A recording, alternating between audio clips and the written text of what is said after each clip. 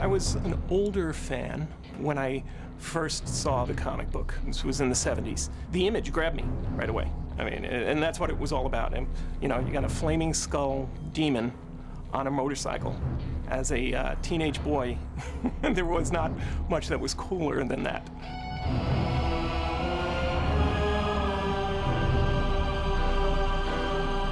And when that series was canceled, I knew that I was very disappointed. So when I got into the industry later on, it was one that I wanted to revisit.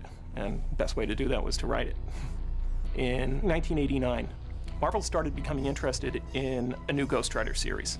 They wanted something completely different because the original series had been canceled due to low sales, and they thought, we have to keep the one thing that we know everyone's interested in is the flaming skull atop motorcycle, and then change everything else. So I pitched a series featuring Dan Ketch, a kid who grew up in Cypress Hills, Brooklyn, which is exactly where I grew up, hung out in cemeteries, which is what I did when I was a kid, and they liked it.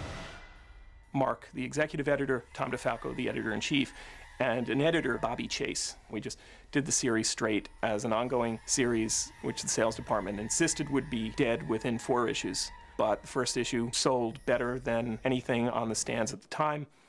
The second issue went up, the third, fourth issue, and it went on, and it snowballed from there. And eventually, several other titles were sprung out of Ghost Rider. As a writer, you put much of yourself into a character. Dan Ketch, there was a lot of me in that he lived in Brooklyn, Cypress Hills, Brooklyn. He was raised by a single mother. His father had died when he was younger. Cemeteries, the weird things that happen in cemeteries, all that shy of a flaming skull riding out of the night. Much of it happened to me.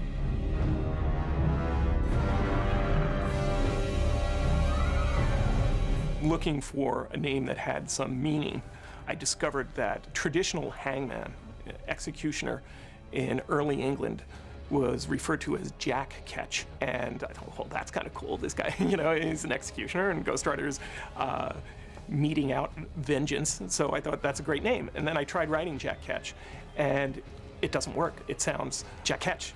It becomes one word. And so I wound up dropping the Jack, put in Dan, and then I took the Jack name, became his best friend's name is Jack.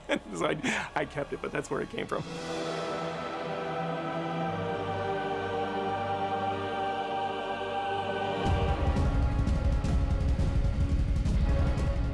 Javier Saltares and Mark Texeira were the original artists on the second Ghost Rider series.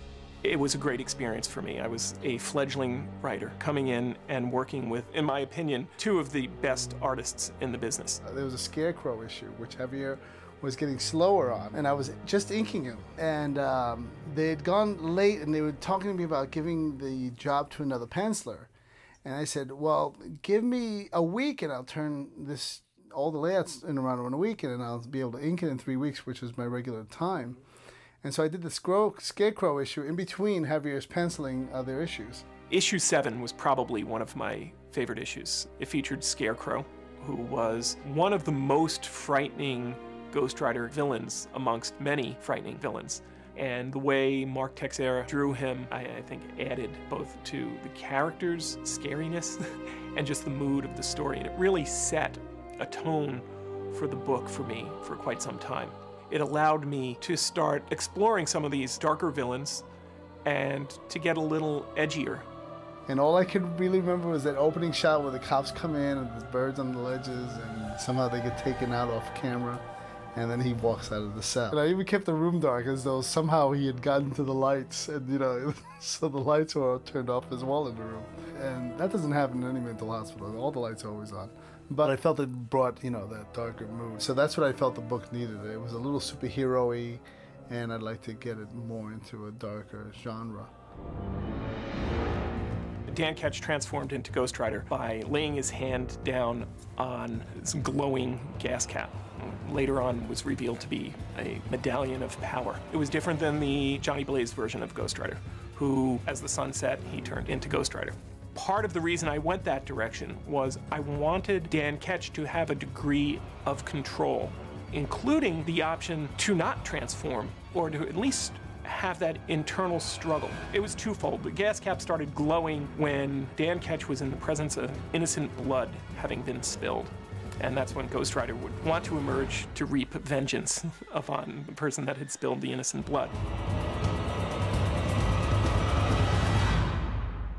People always ask you, how do you come up with these stories? How do you come up? Well, so much of it is based upon who you are. At the time that I was writing Ghost Rider, I had just become a father. And the most frightening thing that I could imagine was anything happening to one of my children.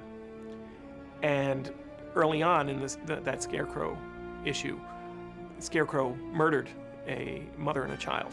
I didn't throw it out there to be exploitive at all. It was truly what I feared. And I explored that theme quite a bit as the stories went on.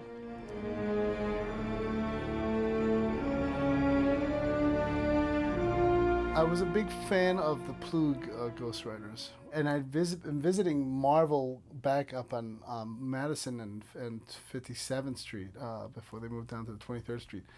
And that's when I actually shown, I wish I kept this page, Hulk versus Ghost Rider samples as a kid. I was 15, 16, and I had to summer off thinking, well, you know, I can fill in for the summer instead of going out and banting around like most other kids. I would actually, you know, work for Marvel before going back to high school. And they laughed. Dan Atkins took me through a tour of old Marvel, and I think Stan Lee still had been working there, although I didn't see Stan, but I saw his office. And some of the old guys are still there, and you know, it was just wonderful, you know, walking through those earlier halls. And I brought in pages that were actually 8 by 11 instead of 11 by 17. So they showed me the actual sizes, and the pencils were too dark. You know, I darkened them like, you know, like inks, and they said no, they're much lighter for reproduction, and so I got that initial first lesson.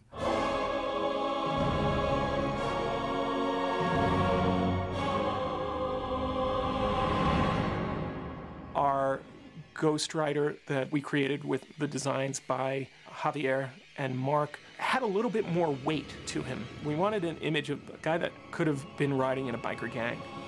And so Ghost Rider wore heavy leathers with spikes, and he had a chain wrapped around his chest, and the bike was a Harley with flaming wheels and such.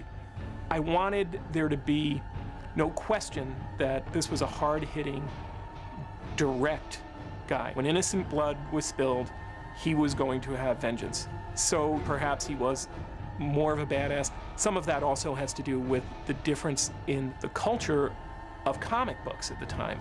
The 1970s, we were still very close to the 50s and the seduction of the innocent, and when comics had to have the comic book code put on them, and you had to be really, really careful of what you did in a comic book, otherwise you would get banned. And by the 80s, we still had the comics code, but things were a little bit looser, so we were able to experiment with more and go a little bit further. Javier had taken advice from the editor saying we need to find a newer audience for this book, because there was a big ninja influence, especially with Frank Miller at the time. The chains eventually became shooting stars at the end of the whip, you know, so they went off and became from clinks of chains to actual 5-star shooting. And so there were all these different approaches to the chain that were going on at the time. And the penance stare was when Ghost Rider got a hold of you, and you had, and this happened only to very, very bad people. Ghost Rider would grab you and stare into your eyes, and the penance stare had you experience every bad thing that you had ever done to somebody. So if you had hurt innocent people, if you were a mugger or a rapist, or you felt it and experienced it over and over and over again in your mind. And I thought, this is the closest to a living hell that anybody could experience. And that's where that came from. The Ninja's bike was really, really popular back then. That was Javier's design, because he was the pencil artist, so he brought in this more modern, typical Akira-like approach. That movie was out at the point, it had been very popular, and the Ninja influence was clearly in the air, so we were sort of like taking influences from all that. I remember early on there was a lot of discussion about the motorcycle with Javier, and we disagreed because in the late 80s, early 90s, Harleys had kind of lost the gleam that was once on them, and most people were riding foreign bikes. Lots of Japanese-made bikes were all over the streets, and Javier wanted to tap into that. He wanted Ghost Rider astride a very tight race bike that and just zip around the street. I disagreed respectfully, and as did Bobby, because I felt when you had the character on a racing bike, by its nature, is going to have to be leaning forward, and you lose some of that visual where Ghost Rider should be standing up straight, and so that you get to see the flaming skull. And I think we did eventually come up with a compromise that the bike could, when he was going at super speed, it could transform somewhat, the front part of the bike shifting a little bit, and we were able to give Javier what he wanted. Honestly, had I not been given the edict to not have Blaze as the lead character, that would have been my choice. I would have kept him as Ghost Rider with issue #1. But when the book took off, and I realized I could do what I wanted, I thought, okay, well, Blaze is coming into this book as soon as possible. As I reintroduced Blaze into the book and had so much fun writing him, it started opening up all kinds of story possibilities for me. And initially, Blaze came into the book planning on killing Ghost Rider, and if need be, Dan Ketch, because of his experience, his hellish experience of being Ghost Rider early on in his life.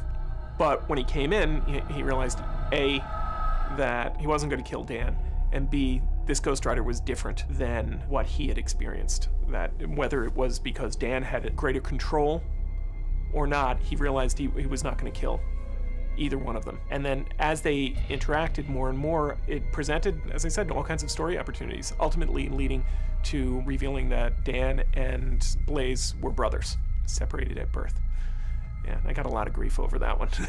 It was probably my soap opera phase, and I don't think I ever had him, fall off a cliff and get amnesia and come back as his own evil twin. But yes, that was as close to it as could be. And I know there's not a lot of love lost for that revelation.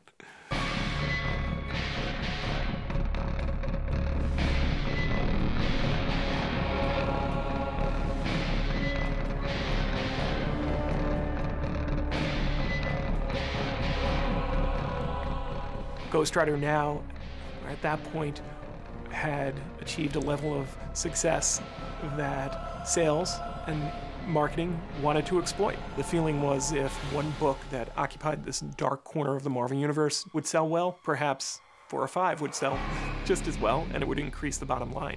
That's when the Midnight Suns came into being. And they included Morbius, the living vampire, the Night Stalkers, who were a collection of supernatural characters who had formed a detective agency, the Darkhold, which was the most horror-directed book of them all, and each issue was more of a Tales from the Crypt type story. Lilith, the mother of all demons, a character named after an early Hebraic myth of Adam's first wife, and she had given birth to all the evil things in the world. That's when Ghost Rider and Spirits of Vengeance, which is the other Midnight Suns book, really went into a much more supernatural realm. And we explored the darkest corners of the Marvel Universe, featuring demons and vampires and all kinds of things that go bump in the night. I think I got asked to do Ghost Rider. Bobby Chase asked me. And they were looking, I think I did maybe one project with you at Marvel, and then they were looking for something else for me to do, and they were starting up a new Ghost Rider book. Yeah, that was the whole Rise of the Midnight Suns thing. That's when your issue started, and that's when my issue started, all polybagged and posterized and, the whole 9 yards. It's the 90s, Was that before or after the Sergeant Rock? I know you did one with the Sergeant Rock. That I inked over you. Oh, yeah. Yeah, and Adam colored it. I colored it. It was a Kubert triple threat. That's what they called it.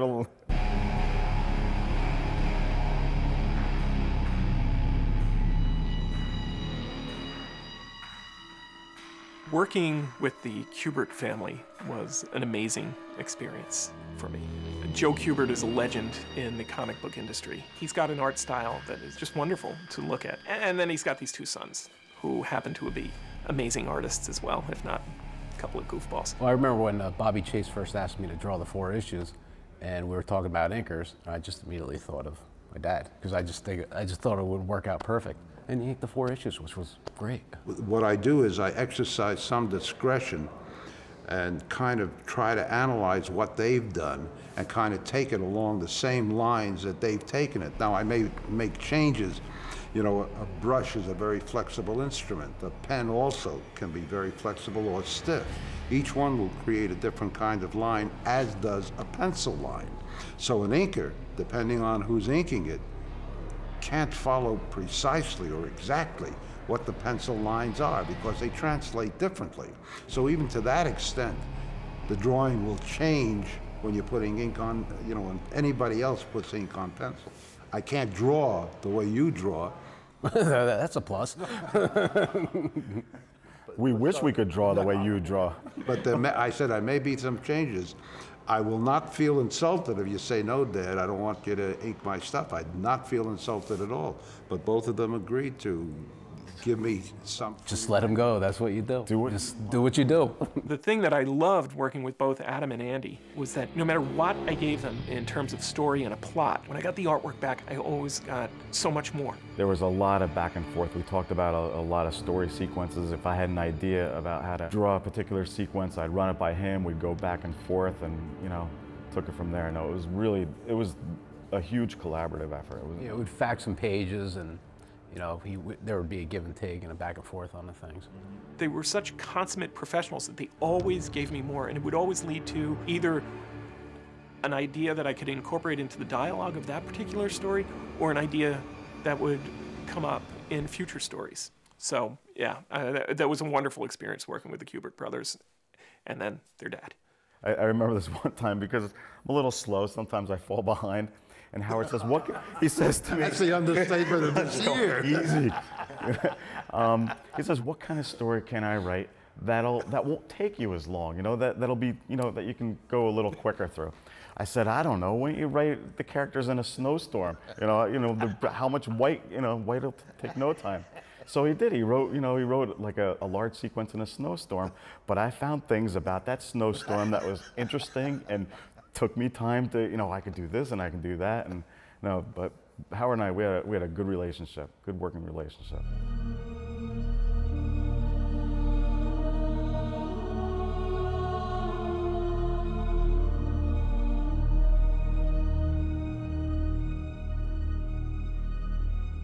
The creation of Caretaker was a lot of fun. With that character, the Caretaker, definitely Howard Mackey. He wrote the character.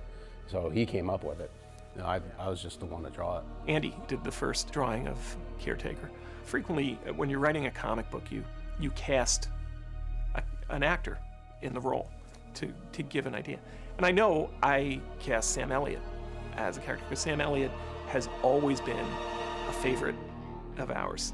I say ours because my wife had a crush on him years ago, but just as an actor, he was one of our favorites. And it was a lot of fun when I got to see later on that Sam Elliott was playing Caretaker in the Ghost Rider movie. But Caretaker, in terms of the book, I needed a character for Dan Ketch to be able to learn things from. You know, if Dan was always working on the edge of the shadows, or Ghost Rider was always working on the edge of the shadows in the Marvel universe, we were taking him deep into those shadows where nobody could see it all. And Caretaker was the guide into those shadows.